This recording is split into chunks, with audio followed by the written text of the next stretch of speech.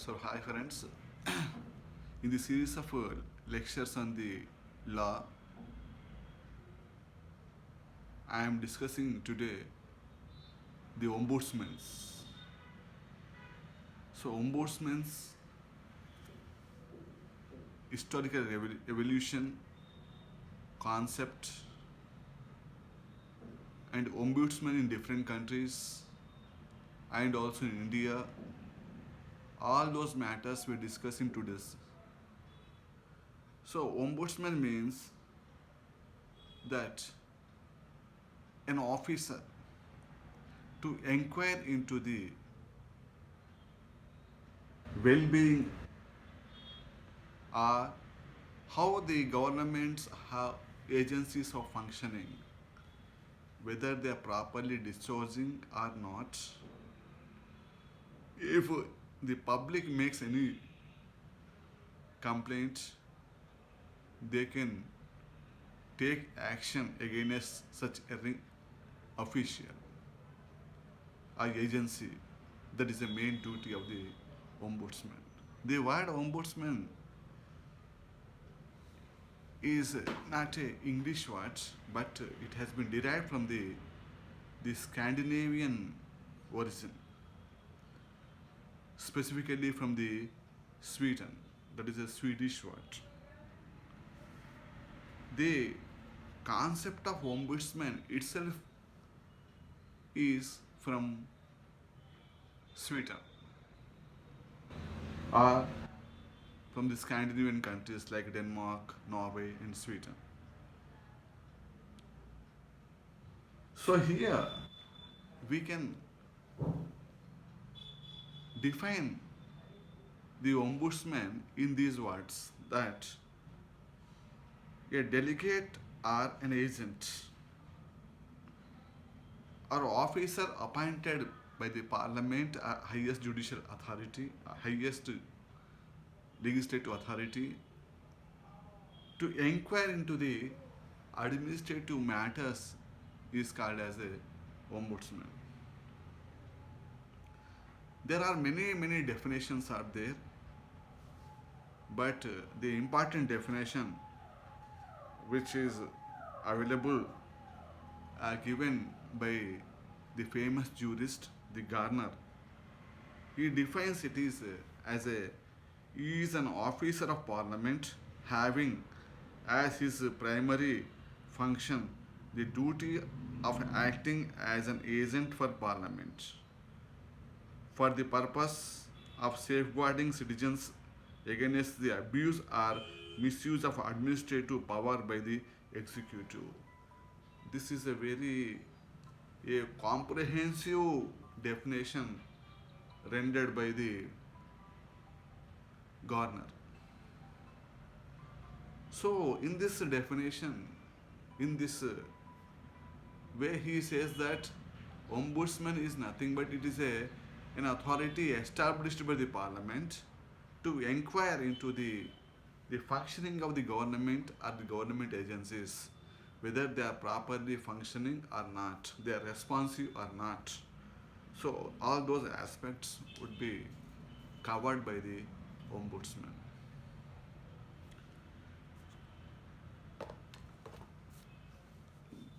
Then we go for the historical perspectives of ombudsman is concerned.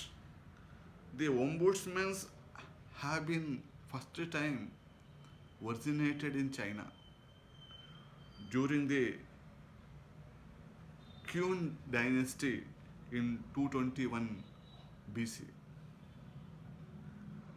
Then in Korea history also in the Joseon dynasty there is a mentioning of the ombudsman.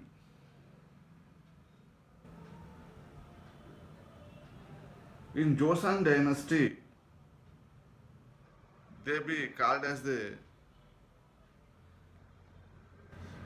Hambeksan Hosa, that is a secret royal inspector is inquiring into the functioning of his subordinates. Then in Roman period also we have the system of ombudsmen was there. It is in form of a tribune, and in the mid period, like in the Islamic period, we have Diwan al Muslim, the second Khalifa, in 634 to 644. In his reign also, ombudsmen were seen, are they are functioning, are they are cross-checking the functioning of the departments, government departments. In modern history is concerned, ombudsmen have been originated in Sweden, Norway, and Denmark. In 1241, in Denmark, we have the Danish law of Jutland, which is provided that there should be agency to inquire into the affairs of the government and its subordinate persons working for the, whether they are working for welfare of the people or not, or whether they are discharging their functions or not. If they are not in discharging their functions properly, the citizens have the right to approach them, make a complaint, and to see that they should be discharge their functions in efficient manner. Then if we see the reasons for the creation of ombudsmen is concerned, state power has been day by day has been expanded. You take in the developing countries or developed countries or whatever form of governments, the state is involved in everywhere. Without state intervention, we could not see anything. So, when the state involvement is became more, it is a duty of the state to satisfy the needs and requirements of the citizens. And there should be efficient functioning of the its subordinates. Time bound functioning of the subordinates. So, this led to the growth of creation of the office of ombudsman. So, office of ombudsman became so important that to it act as a check and balance whether they are properly discharging their functions or not.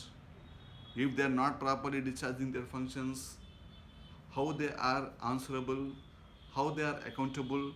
So all those are been there in the ombudsman's process of ombudsman's. Then if we see the salient features of the ombudsman, so general features are that the complainants are citizens who has any sort of grievance, they can make a written complaint to the ombudsman authorities, bringing that so and so authority has failed to discharge its functions in a proper manner, in an efficient manner. Then, for making a complaint, there is a no fee is required. Suppose if you go to the court of law for civil cases, then you have to pay the court fee. But in case of the ombudsman's complaints are concerned, no court fee is prescribed. In addition to that, the ombudsman has the power to inquire, but generally the ombudsman cannot punish the erring officials. Only it can make a recommendations for sorting of the issues to the governments. So that is one of the lacuna of the ombudsman. Then, in the functioning of ombudsmen, if you see around the world, almost everywhere the need of the ombudsman is growing by day and day.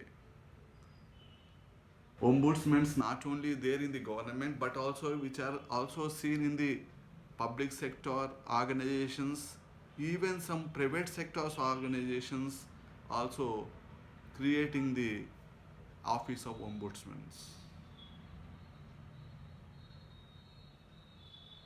If we compare the things with the other world, in Australia there is a Commonwealth Office of Ombudsman is there, which is discharging its functions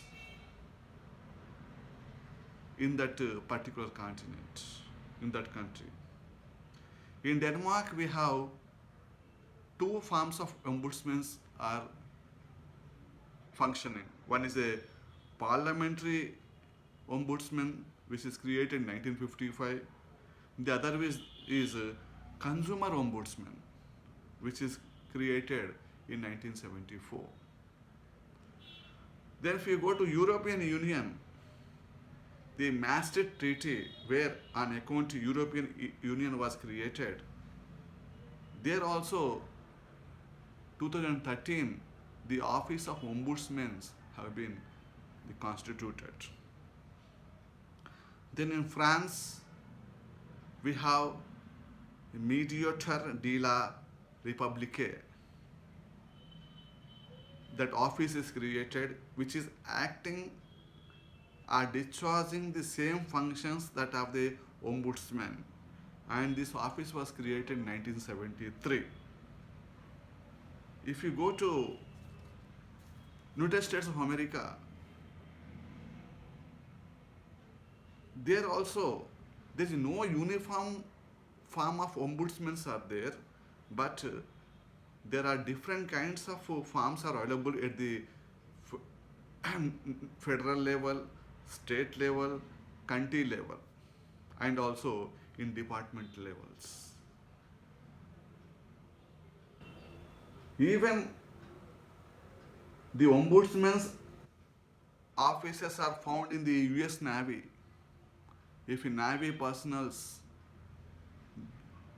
the officers they're not performing their duties in a proper manner, then they can the consent affected parties, agreed parties can make a complaint before the such Navy personals.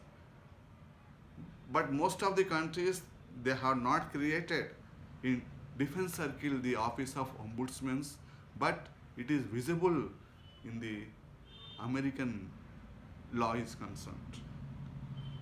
Then we discuss the ombudsman system in India, in our country. In India, at the central level, we have the Central Vigilance Commission is there, which is created basing upon the recommendations of the Santhanam Committee in 1962 and 64. That Central Vigilance Commission inquires if any central government employee or officers, if they are indulging any sort of corrupt practices, we can make a complaint before the Central Vigilance Commission. The commission will inquire into the matter and will decide the matter and recommend for proper punishment of such official to the central government. In addition to that, we have two important offices are there in India which is functioning the same functions that of the ombudsman. one is the Lokpal. So Lokpal is a result of recommendations of the Administrative Reforms Commission, which was constituted under the chairmanship of Sri Morarji Desai, the eminent politician of at that era, and later he became the Prime Minister of India in 1977 on 15th of January 1966. So it recommended two-tier system of ombudsmen in India. One is at the central level, other one is at state level. And the central level, it is called as Lokpal, whereas in state level, it is called as a Lokayukta. So this system, which is we derived from the New Zealand system of ombudsman. There are two kinds of ombudsman is there, central and the state ombudsman. The same has been adapted in our country. Then in 1968, the Lokpal bill was introduced into the parliament, and Lokayukta bill also been introduced in 1968, but that has not passed. The Lokpal bill was not passed. Again, it was introduced in 2005. Again, there was whether the Prime Minister office should be included or not. So basing upon that, the dispute, the bill has not got materialized. But the Anna Hazare movement and Arvind Kejriwal movement in 2011 erupted in our country in 2011, and were on account because of the social pressures, the Jan Lokpal bill was enacted in 2010. So the bill is passed in 2010. So this Lokpal bill is applicable to the central government. Whereas with regard to states are concerned, we have the Lokayuktas are there. So Lokayuktas are functioning efficiently and effective manner in different states. The first state to pass the Lokayukta was Orissa in 1970. Likewise, many states have enacted, including the Andhra Pradesh, also enacted the Lokayukta bill in 1984. So the structure of Lokayukta bills are not a uniform throughout the country. But Lokayuktas are functioning within their sphere effectively throughout in our countries.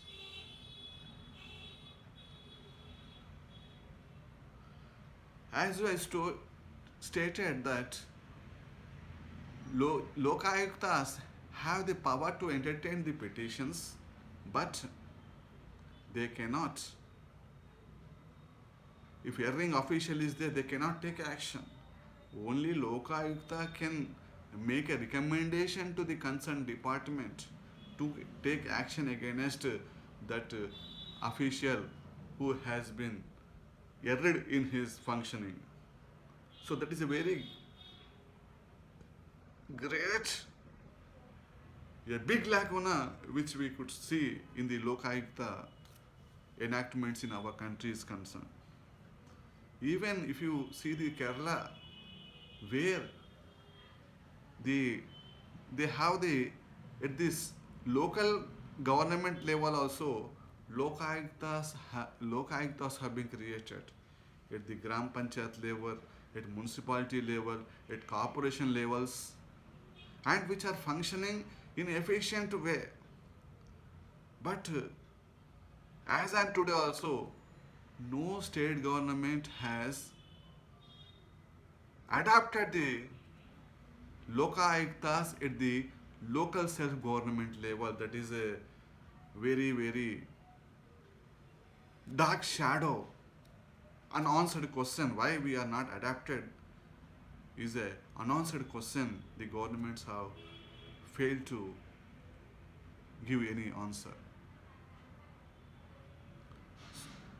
In addition to the government, in non-government levels and the financial sectors also created the office of ombudsman. Like if you refer to the banking sector, the complaints in the banks can be sorted out. If the administrative authorities they fail to sort out the problems, then the customers have the right to approach the banking ombudsman.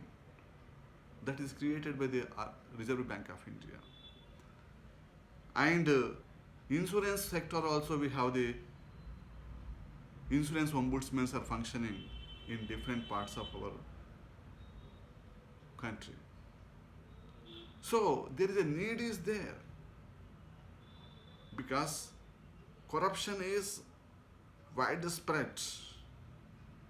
To curtail the corruption, even the internal agencies like transnational international agencies which provides the in ranking to the corruption free countries. You know, the most corrupt free countries are Scandinavian countries in the world. Why? Because there everywhere there is a laws are perfectly implemented, and we could see everywhere Lokayukta ombudsmen are functioning there.